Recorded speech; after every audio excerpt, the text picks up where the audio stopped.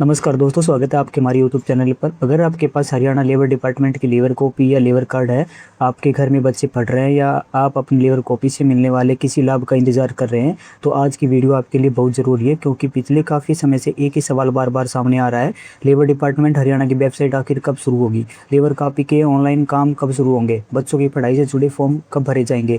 जिनकी copy cut गई है उनका क्या होगा? और सबसे बड़ी बात, क्या अभी भी लेबर डिपार्टमेंट की वेबसाइट के भरोसे बैठे रहना चाहिए या फिर कोई दूसरा विकल्प देखना चाहिए? आज की वीडियो में मैं आपको इन्हीं सभी सवालों का सीधा और साफ जवाब देने वाला हूं। और एक बात पहले ही साफ कर दूं, आज हम किसी अफवाह के आधार पर बात नहीं करेंगे। जो स्थिति अभी सामने है उसी के हिसाब से आपको समझाएंगे कि आपको फिलहाल क्या करना चाहिए और किस चीज़ का इंतजार करना सही रहेगा। तो वीडियो को आखिर तक जरूर देखिए, क्योंकि बीच में बच्चों की स्कॉलरशिप और महिलाओं के लिए लाडो लक्ष्मी योजना से जुड़ी महत्वपूर्ण बात भी बताने वाला हूं। अब बात करते हैं वेबसाइट की मौजूदा स्थिति क्या है। सबसे पहले बात करते हैं कि उस चीज़ की जिसका इंतजार लगभग हर लेबर कार्ड धारक का कर रहा है, हरियाणा लेबर डिपार्टमेंट का पोर्टल। पिछले काफ़ी समय से इस पोर्टल पर लोगों को परेशानी का सामना करना पड़ रहा है। पहले वेबसाइट पर लॉगिन करते समय आने वाला कैप्चा से जुड़ा एरर सामने आया। उसके बाद वेबसाइट पर एक और समस्या दिखाई देने लगी। वेबसाइट पर खोलने पर अस्थायी रूप से वेबसाइट उपलब्ध नहीं होने वाला मैसेज दिखाई देने लगा। अब सवाल ये है कि अगर एक दो दिन की दिक्कत होती तो बात अलग थी, लेकिन काफ़ी समय बीत जाने के बाद भी अगर वही समस्या बनी हुई है, तो इसका सीधा मतलब यही है कि फिलहाल लेबर डिपार्टमेंट की ऑनलाइन सेवाओं पर पूरी तरह निर्भर रहना सही नहीं है।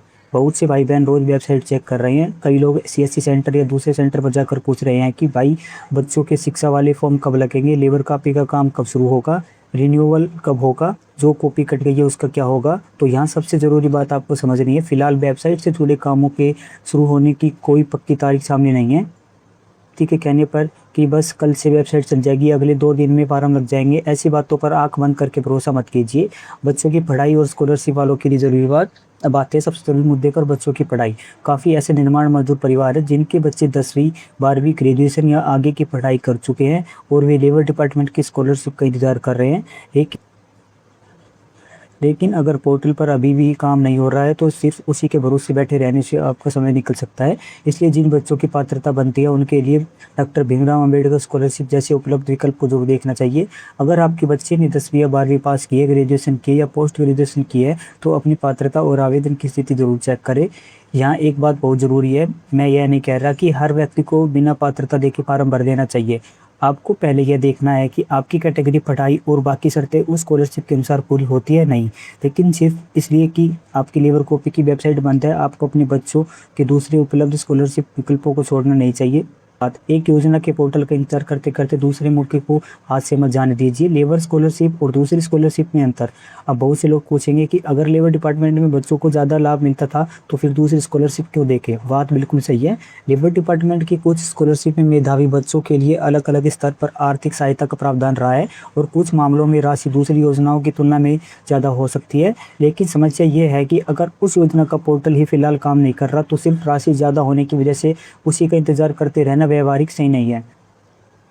मान लीजिए आपके सामने दो रास्ते हैं। पहला रास्ता ऐसी वेबसाइट जिसका अभी कोई निश्चित अपडेट नहीं है, और दूसरा रास्ता ऐसी स्कॉलरशिप जिसका आवेदन आपकी पात्रता के अनुसार फिलहाल उपलब्ध है। तो कम से कम दूसरे विकल्प की जानकारी लेना तो समझदारी है, क्योंकि बच्चों की पढ़ाई का समय रुकने वाला नहीं है। इसलिए मेरा कहना यही है कि जो विकल्प अभी उपलब्ध है उसी जानकारी लीजिए, और जो लेबर डिपार्टमेंट की स्कॉलरशिप है उसके पोर्टल की स्थिति सामान्य होने पर उसकी जानकारी भी देखिए। जिनकी लेबर कॉपी कट गई है उन्हें क्या करना चाहिए? अब अगला बहुत बड़ा सवाल कई निर्माण मजदूर भाइयों की लेबर कॉपी कटने या बंद होने के बाद सामने आ रही है। कई लोगों ने टोल फ्री नंबर पर जानकारी लेने की कोशिश की, चला कि उनकी कॉपी की स्थिति ठीक नहीं है। अब ऐसे लोगों के लिए सबसे पहले घबराने की जरूरत नहीं है। अगर आप वास्तव में निर्माण कार्य से जुड़े मजदूर हैं और आपको लगता है कि आपकी लेबर कॉपी गलत तरीके से बंद या कट गई है, तो जब संबंधित प्रक्रिया और पोर्टल पर अपील या सुधार का रास्ता उपलब्ध होगा, तब आप अपनी स्थिति और अपने दस्तावेजों के आधार पर अपना पक्ष रख सकते हैं। उदाहरण के तौर पर अगर आप राजमिस्त्री है, मजदूर है, इलेक्ट्रीशियन है, प्लम्बर है, फिल्टर है या मकान निर्माण से जुड़े किसी दूसरे काम में लगे हुए हैं, तो आपके काम से जुड़े दस्तावेज और पात्रता महत्वपूर्ण हो सकती है। लेकिन यहाँ सबसे ज़रूरी बात, सिर्फ वेबसाइट खोलने का इंतजार करके बैठे रहना पर्याप्त नहीं है। अगर आपकी कॉपी से जुड़ी समस्या है तो अपने दस्तावेज संभाल कर रखें और आगे विभाग की तरफ से जो आधिकारिक प्रक्रिया आए उसके अनुसार कार्रवाई करें। बात करते क्या अभी ऑफिस या एजेंट के पास जाना चाहिए? अब यहाँ एक और ज़रूरी बात, बहुत से लोग परेशान होकर पूछते हैं वेबसाइट नहीं चल रही तो ऑफिस चले जाएं या फिर किसी एजेंट से काम करवा ले। तो भाइयों और बहनों, यहाँ आपको बहुत सावधान रहना है। अगर ऑनलाइन पोर्टल पर ही संबंधित काम बंद है तो सिर्फ उस उम्मीद में बार बार ऑफिस जाने या किसी अनजान एजेंट को पैसे देने से आपका काम जरूरी नहीं है कि हो जाएगा। और खासकर किसी व्यक्ति को सिर्फ एक बात पर पैसे मत दीजिए। मैं आपके लिए लेबर कॉपी खुलवा दूंगा, मैं आपका फार्म अंदर से लगवा दूंगा, मैं वेबसाइट का काम करा दूंगा। पहले पहले यह सुनिश्चित कीजिए कि वास्तव में विभाग ने ऐसी कोई आधिकारिक सुविधा शुरू की है या नहीं। अपनी मेहनत की कमाई किसी अनजान व्यक्ति को सिर्फ आश्वासन के आधार पर मत दीजिए। नारी शक्ति के लिए जरूरी अपडेट। अब बात करते हैं हमारी बहनों की। काफ़ी महिलाएं उस सेंटर पर जाकर पूछ रही है कि लेबर डिपार्टमेंट से जुड़े कौन कौन से फॉर्म लगेंगे और कब लगेंगे। तो फिलहाल आपको भी लेबर डिपार्टमेंट की वेबसाइट पर भरोसे बैठने के बजाय दूसरी उपलब्ध सरकारी योजनाओं की जानकारी लेते रहना चाहिए। खासतौर पर दीनदयाल लाडो लक्ष्मी योजना का नाम इस समय सामने आ रहा है। योजना का दायरा बढ़ाए जाने की बात कही गई है और आगे नए आवेदन शुरू होने की स्थिति में पात्र परिवार इसका लाभ लेने के लिए आवेदन कर सकते हैं। लेकिन यहाँ भी एक बात बहुत जरूरी है, आय की पात्रता और योग्यता की बाकी शर्तें जरूर जांचें।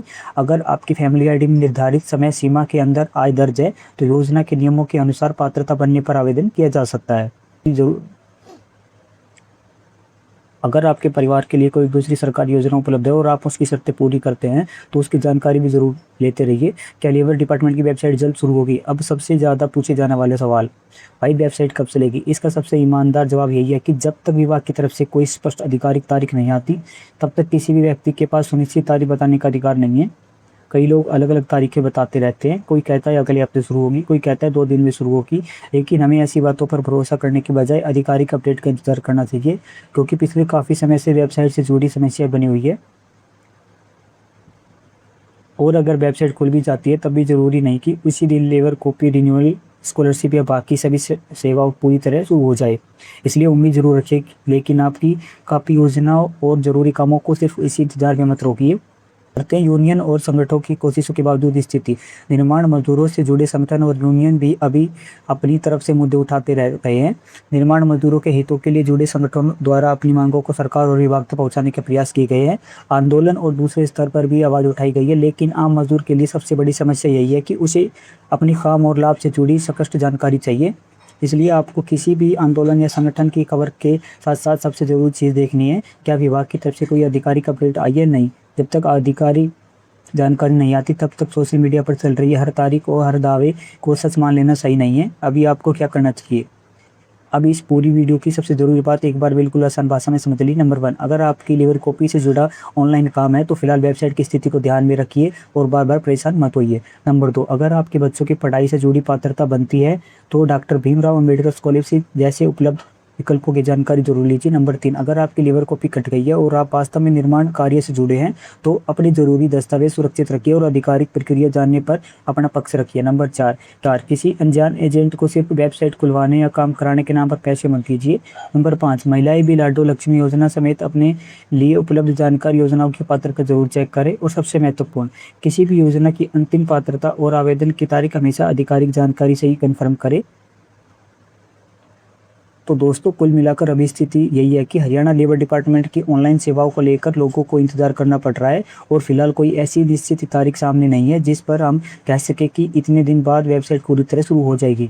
इसलिए अगर आपकी लेबर कॉपी है तो घबराने की जरूरत नहीं है। अगर आपकी कॉपी में कोई समस्या है तो अपने दस्तावेज संभाल कर रखिए। अगर बच्चे की पढ़ाई से जुड़ा कोई दूसरा स्कॉलरशिप विकल्प उपलब्ध है तो आप पात्र है तो उसे सिर्फ लेबर पोर्टल के इंतजार में मत छोड़िए। और अगर आप किसी सरकारी योजना के लिए पात्र है तो उसकी जानकारी समय पर लेते रहिए, क्योंकि सरकारी योजना का फ़ायदा वही व्यक्ति उठा पाता है सही समय पर सही जानकारी हासिल करता है। अगर आपको यह जानकारी काम की लगी हो तो वीडियो को ज़्यादा से ज़्यादा शेयर करिए ताकि आपके गांव, मोहल्ले और आसपास के दूसरे निर्माण मजदूर भाइयों और बहनों तक भी सही जानकारी पहुंच सके। चैनल पर पहली बार आया है तो चैनल को सब्सक्राइब कर दीजिए और कमेंट में ज़रूर बताइए कि आपके इलाके में लेबर डिपार्टमेंट की वेबसाइट से जुड़ी क्या स्थिति है। आगे जैसे ही कोई सूचना और आधिकारिक अपडेट सामने आती है तो उसकी जानकारी आपको इसी तरह दी जाएगी। तब तक के लिए अपना ध्यान रखिए। धन्यवाद।